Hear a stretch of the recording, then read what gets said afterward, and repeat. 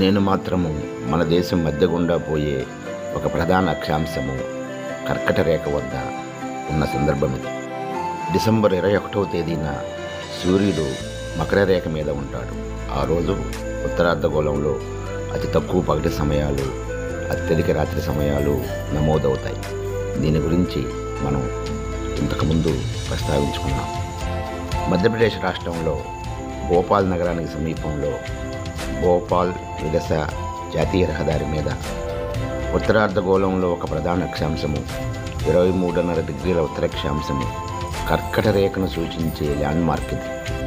గతంలో 2022వ సంవత్సరం జూన్ 21వ తేదీన సూర్యుడు ఈ కర్కట రేఖ మీద ప్రకాశించే రోజున ఉత్తరార్ధగోళంలో అత్యధిక పగటి సమయము, అతి తక్కువ రాత్రి సమయం నమోదయ్యే రోజున సరిగ్గా ఈ ప్రదేశం వద్దకు వచ్చి ఆ రోజు